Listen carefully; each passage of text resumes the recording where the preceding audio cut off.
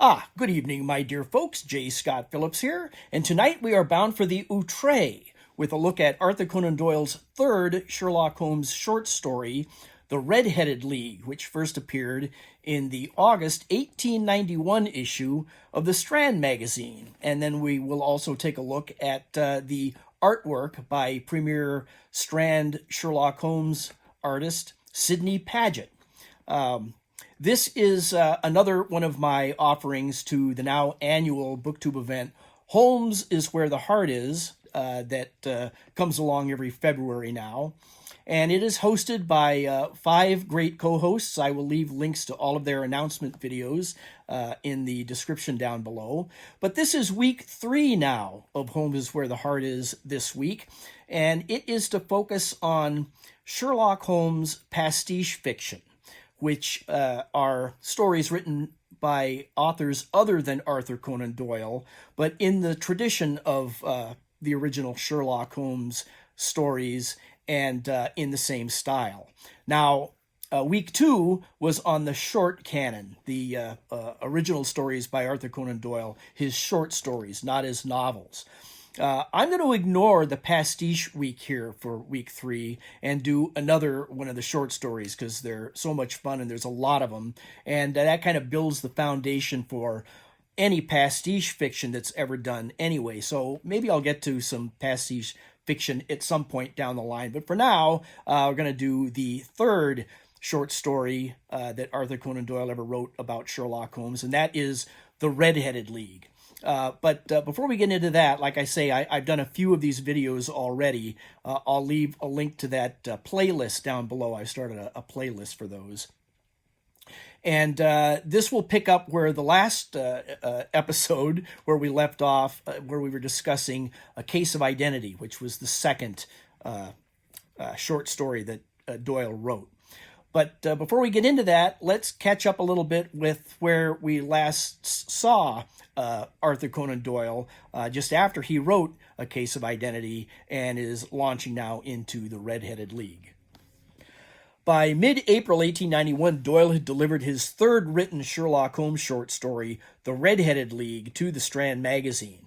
Now, to clear up any confusion, I talked a little more about this in my last video, but The Red-Headed League was the second to be published, but it was actually the third short story that he wrote. A Case of Identity was actually the second Holmes short story to be written after A Scandal in Bohemia, which was the first one that he wrote and sold the idea of an ongoing series to the Strand Magazine. But The Red-Headed League was a few pages longer than A Case of Identity, and the Strand's editor, Greenhuff Smith, wanted to run a longer story for the second installment in the Holmes series. So he had 3 other short stories to choose from, so he picked a longer one for the second installment, as I say, which was the August 1891 issue, and that pushed A Case of Identity to the September issue. So that's why if you read the stories in publication order today, as most people tend to do, you'll see a reference to a Case of Identity in the Red-Headed League, the Case of Identity actually having happened just a few days ago, according to the Red-Headed League's chronology. Once you've read it, The Red-Headed League is probably one of the easiest of the early Sherlock Holmes stories to remember.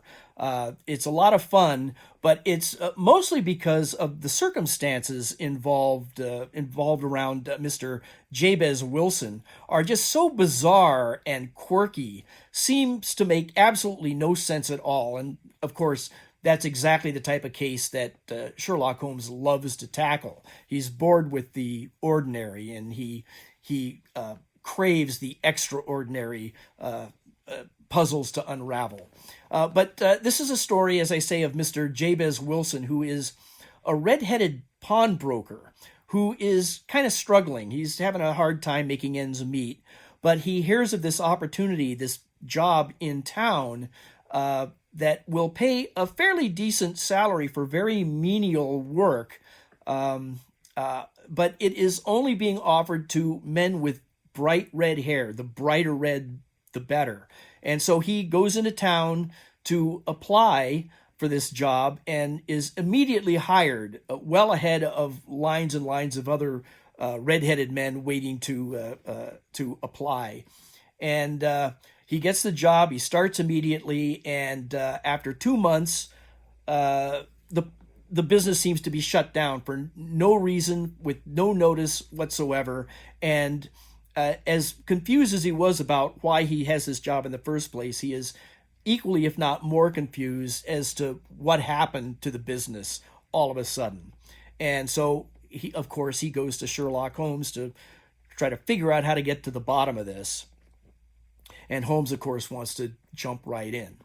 Now, I mentioned in my last Sherlock Holmes video that Arthur Conan Doyle was, even though we kind of think of the Sherlock Holmes stories as old-fashioned now, when he was writing these stories, Doyle was a very modern writer, and he was telling very modern stories.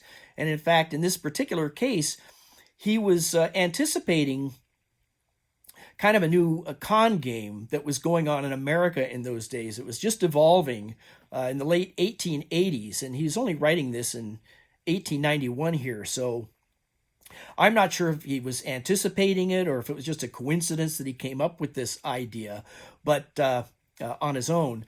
But it seems to be taking the idea of the American con game, as I say, just evolving in the States back then, that was known in the nefarious circles as the big store. And that was a confidence game, a scam, where the con men would find a mark, their target, a specific person, and they're going to try to cheat them out of their money generally. And to do so, they spend some little time gaining that person's confidence, hence the term a con game. So they get the mark's confidence, build it up over time, and then they bring him into this kind of, it's usually a get-rich-quick scheme. They bring the mark in, and to convince him even further, they have set up an elaborately staged business. In most cases, it's some kind of, that's why it's called the big store, some big operation that they will bring the mark in, and that person will see a lot of business going on, a lot of money being made, whatever the setup might be. And now they're going to con this guy out of his particular money. A good example of this, if you've ever seen the movie The Sting, that is the classic big store operation. And that, if you're familiar with that story, I kind of give you an idea here. But it's a little different in the case of the Red-Headed League. Jabez Wilson, fortunately, isn't going to get bilked out of any money. In fact, he's going to come out a little bit ahead in this, because it's not Wilson's money that the con men are after. It's something else that Wilson is involved in, but it's not his money or his property. I'll let you read the story to get to the bottom of that on your own. Although we're going to be talking about some illustrations here, which there may be some spoilers ahead. So if you haven't read it, you don't want anything given away just in talking about the illustrations, pause the video, go read the story. It'll take you half an hour, come back, and then you can relax. But I'll try to give as little away as possible when we're talking about the story.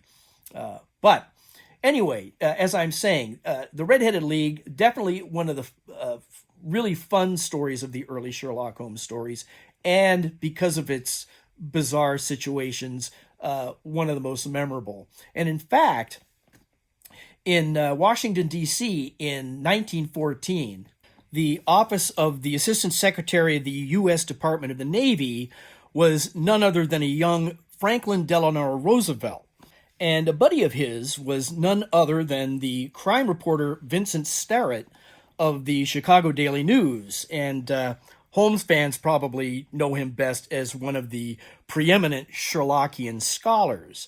But those two guys were pals, and Starrett was visiting FDR in his office one day.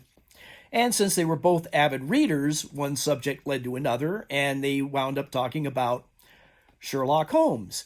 And FDR was trying to remember which ones he had read, and he thought that he had probably read all of the Sherlock Holmes stories that had been written, or at least up until 1914.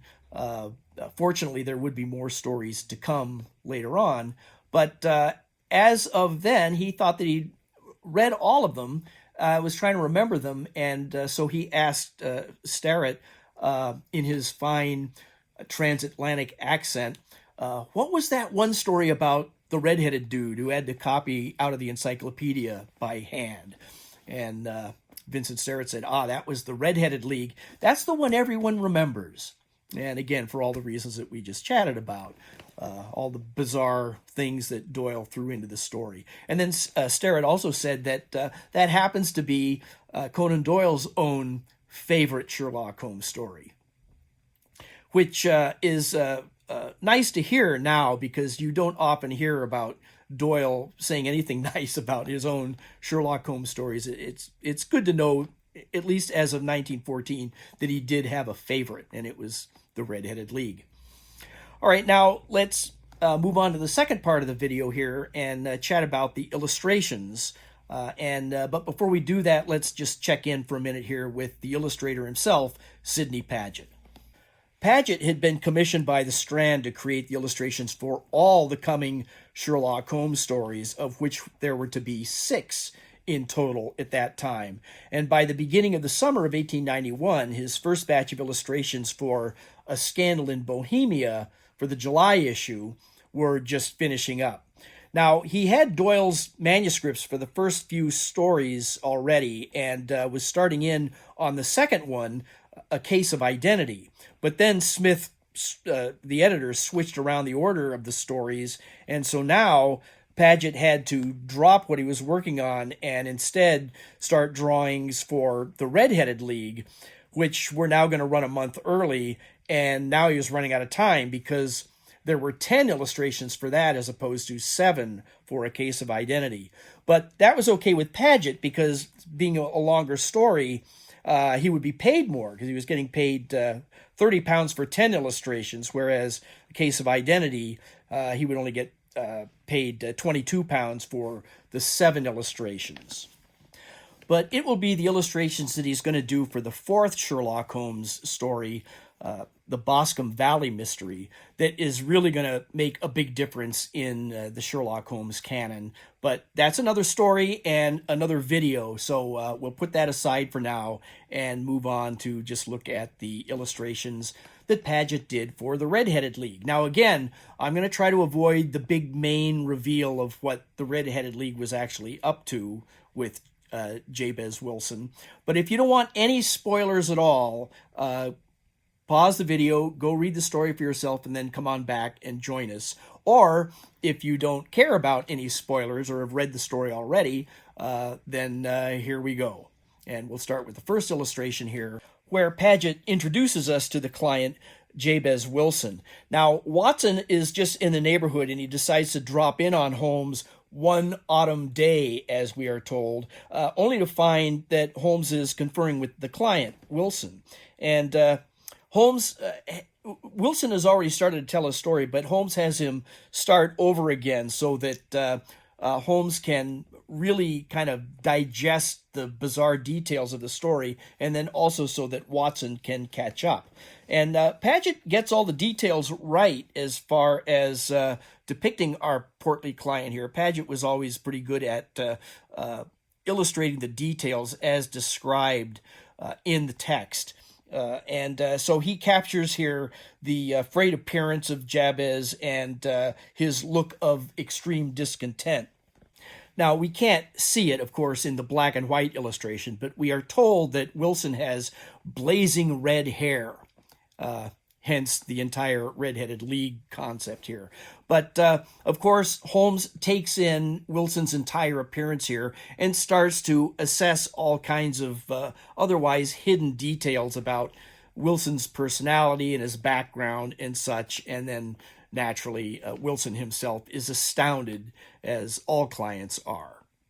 And then in the second illustration, Wilson has pulled out a beat-up newspaper from his coat and hands it to Watson to read a certain advertisement for himself. And the ad is calling for all redheaded men over 21 interested in earning £4 a week to apply in person at a specific address in Fleet Street.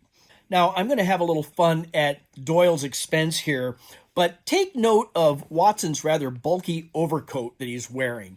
Now, at this point, he must have been in the rooms at Baker Street for several minutes at least, because we've heard Wilson's story. Holmes has sized up his appearance and revealed a bunch of background information about Wilson to everyone's amazement.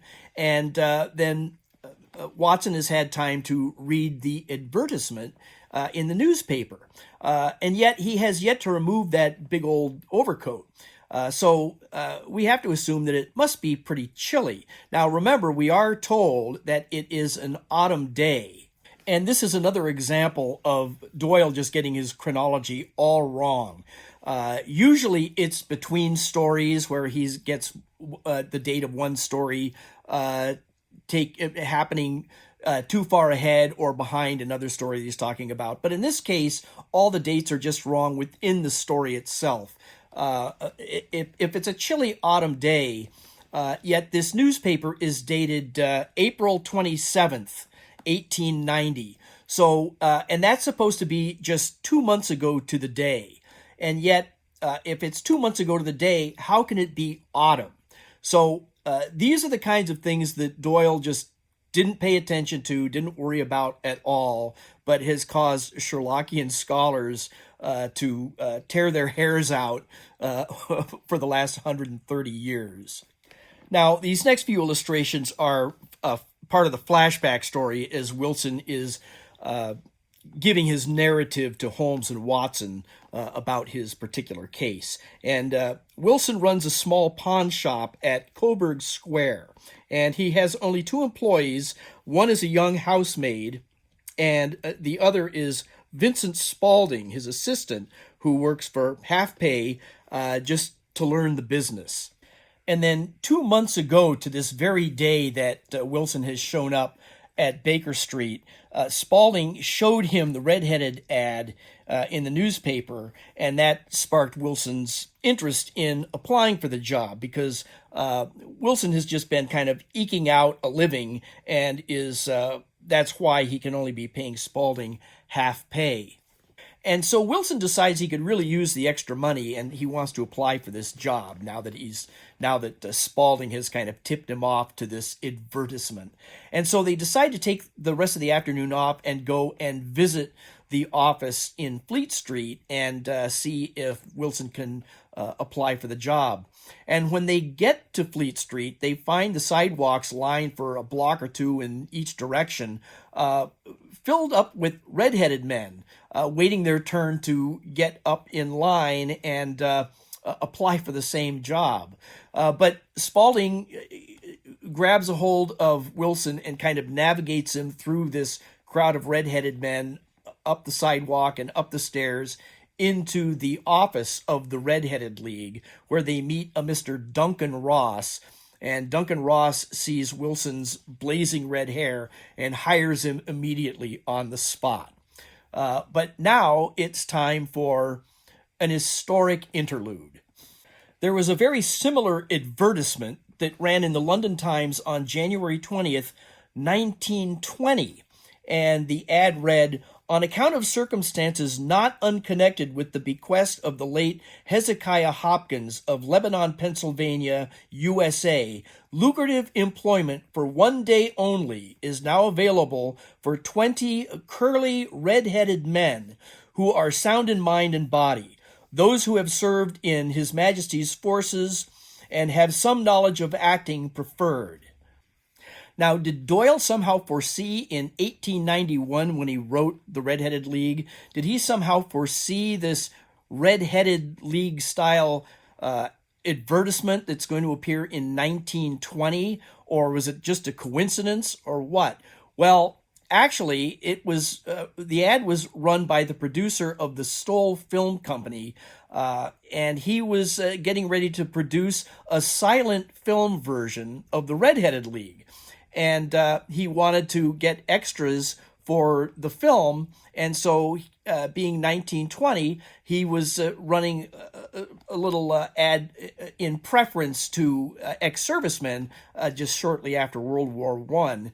And so he had 40 red-headed men show up, of which he hired 20 ex-servicemen. And it's interesting to consider that he left in the detail about them having to be red-headed men, and maybe that was just for the mystique of the story itself, the same way Doyle wrote it in, because it doesn't seem like it will really make any difference that they actually be red-headed men, since this silent film undoubtedly would have been black and white. But just an interesting little way of handling that, and I kind of appreciate the cleverness of that producer of that movie.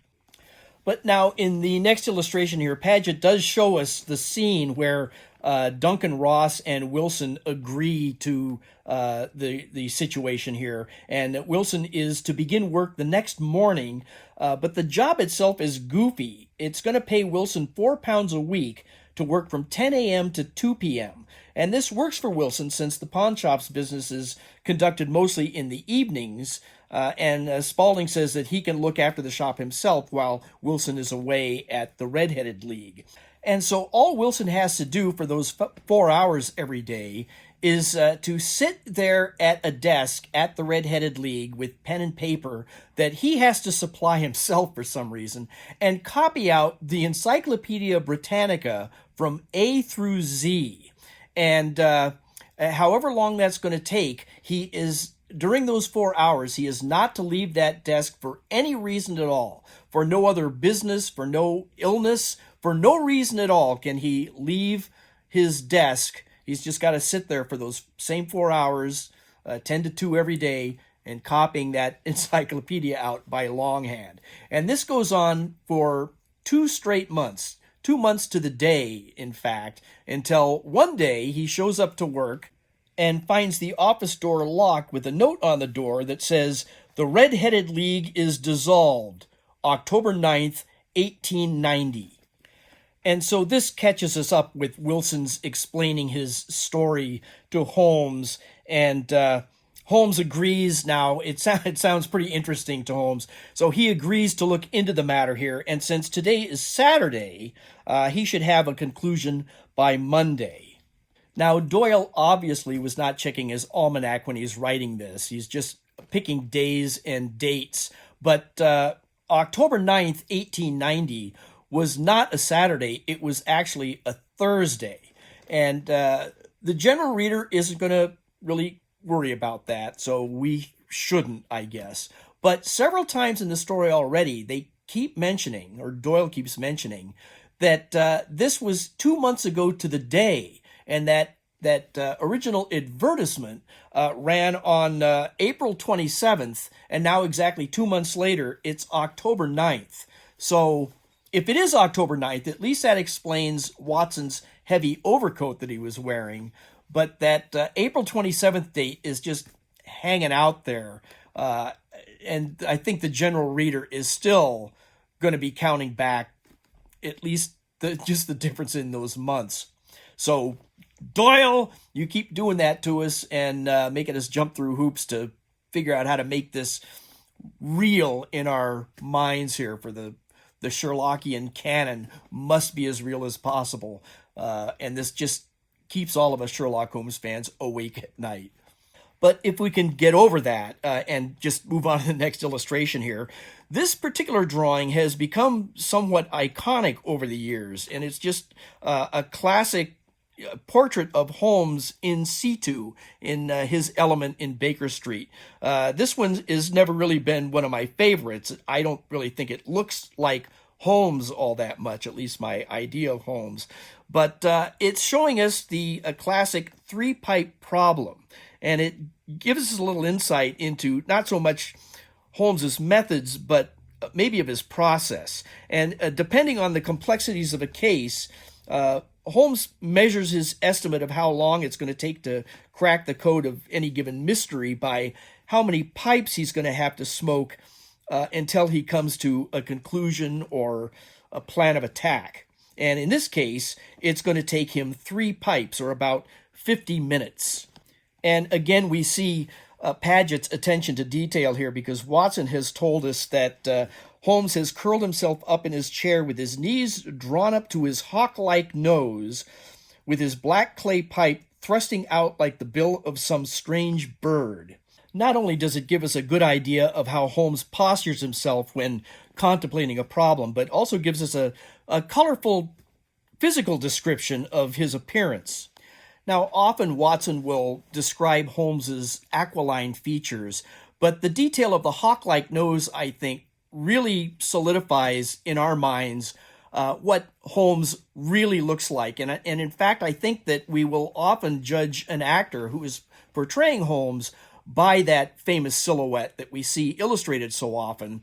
And so how closely does an actor's appearance who is portraying Holmes really come to that image we just have in our mind? So many actors have played Holmes over the years. Some more closely resemble the description, I think, than others. Like, to me, I grew up with all the old Basil Rathbone movies playing on TV. So Basil Rathbone, to me, has the proper appearance of what Holmes should look like. There have been others that come close. Not so much like the Robert Downey Jr. version, or even the Benedict Cumberbatch, as good as of a Holmes as he made. He didn't really look like Sherlock Holmes, but then that was more of a modern interpretation, those kinds of things. But anyway, just the details that we're finding in this story, along with usually Paget's depictions of them, is starting to give the general reading public, back when these stories are first appearing, a really good idea of what Sherlock Holmes actually looks like, and that we've pretty much gotten used to today. And in fact, speaking of portrayals of Sherlock Holmes, I think one of the things that fans really like about the Jeremy Brett series was the authenticity that it gave the canon. And they would often recreate familiar Paget illustrations as scenes in that series. And here we see Brett's recreation of the three-pipe problem from the Red-Headed League. This is from the episode of the Jeremy Brett series, The Red-Headed League, and it just sets up that Paget illustration rather nicely. Most fans of the Jeremy Brett Sherlock Holmes series really love that show, because it will usually pay as much attention to detail as possible, and almost always hits just the right notes. And in fact, I believe they even avoided ever having Jeremy Brett's Sherlock Holmes actually smoking the calabash pipe, the old gourd pipe that is just so stereotypical. Never mentioned in Doyle's canon, but is just so familiar. Well, that's a whole nother story. But I don't think that Jeremy Brett, that series, ever stooped to that.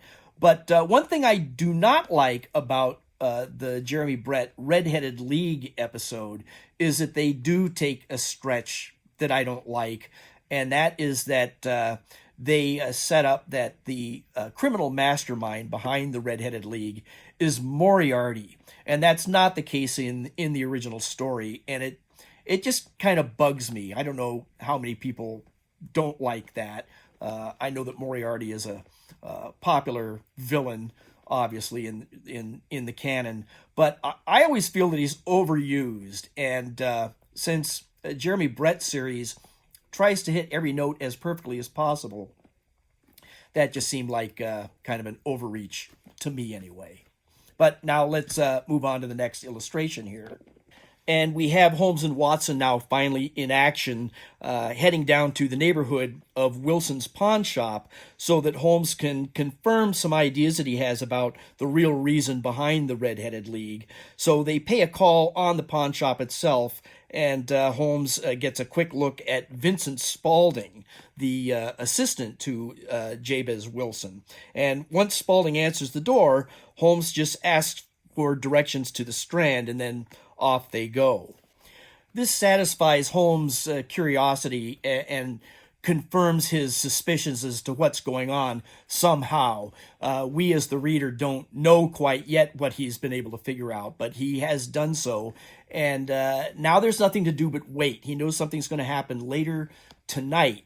But for now, there's nothing to do but wait. And this is a fun little scene that comes up here now.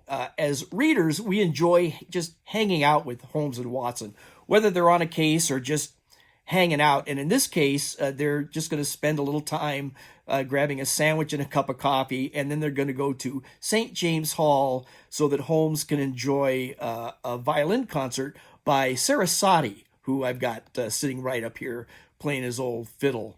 And that brings us to the next illustration. Another iconic portrait of Holmes by Paget, the second in one story, as we see him sitting at the St. James Hall enjoying the violin concert. Now, Paget is giving us a more dashing version of Holmes, I think, than we're used to seeing in this particular drawing. And it's also interesting to note that we don't see Watson anywhere in this shot. Now, there is that empty seat there next to Holmes, that maybe that's the buddy seat between the two of them, perhaps, or it could be that Watson is just taking a moment to visit the loo right now, and we just don't know. Now, as I mentioned before, Paget usually paid pretty close attention to the details in the story and then illustrates them pretty accurately. But these last two illustrations, I'm going to put them up here together side by side so you can help me solve a mystery. Now, who is who in these two drawings? On the left, we see these are the gathering of forces that Holmes has assembled to catch our villain red-handed at the scene of the crime. And I won't say anything more about the villain or the scene of the crime here other than let's just figure out who's who in these drawings. On the left, I don't think it's one of Paget's most inspired illustrations, in my opinion, but we know that Mr. Merriweather, who is a bank official, is holding the dark lantern there. Then the other three are in some combination, Holmes, Watson, and Peter Jones of Scotland Yard, an inspector. And usually Paget's Holmes and Watson are recognizable, but they're just hard to place here. Now, Paget understood that Holmes was tall and thin, so you might think that Holmes is the guy in the back wearing that top hat there. But it could be either of the other two guys there. The height can be deceiving because they're actually going down a staircase. Kind of hard to see here in the drawing, but they are each person in a row up a step from the one in front of them. And then we also know in the illustration on the right that that is Holmes himself who is grabbing the culprit there, catching him red-handed at whatever he's up to. And so we know that that's Holmes. So now, which guy is that in the first illustration that matches Holmes there? Because we've got the bank official there with the lantern. Right behind him, we see a guy wearing that kind of fedora-like hat, like Holmes is wearing in the second illustration. But the coat that that person is wearing looks like an overcoat, kind of a pea-coat overcoat in the first illustration, whereas Holmes in the second illustration seems to be wearing the coat that the guy in the top hat in the first illustration is wearing. So who is who and what's going on here, Sidney Paget? But now remember, I said before that Paget had to kind of crank these 10 illustrations out faster than usual, so he might have been taking some shortcuts there towards the end, and that might explain the discrepancy in the attire. But anyway, I might be the only guy that worries about little details like this. But remember, we are supposed to be following Holmes's methods here and trying to not only see, but also to observe. So if you can help me out with this one last little mystery here, who is who in that first illustration, I'd appreciate other insights as well. But there you have it, folks. Yet another installation of mine for Holmes is Where the Heart Is, and that wraps up the Red-Headed League. And once again, I have done the Sherlockian wonkiness of creating a Google map with all the locations in the story, and I'll leave a link to that down below. Now, in the last video, it was brought to my attention by a viewer that he was not able to access the Google map that I had linked in that video. And I discovered that I had set some of those up improperly. And so I went through all the other Sherlock Holmes videos that I did that I created maps for and fixed that particular oversight. So if any of you have tried to go to those maps just to kind of check them out and have a little fun with me on those and weren't able to get in, I believe they're fixed now. And if they're not, then just email me. I leave my email in the description down below in all my videos. So let me know and I'll address that so that you can run around Victorian England with Holmes and Watson and everybody. And just before going here, I'd like to thank once again all the hosts for Holmes is Where the Heart Is. And with that, until the game is afoot again, thanks a lot.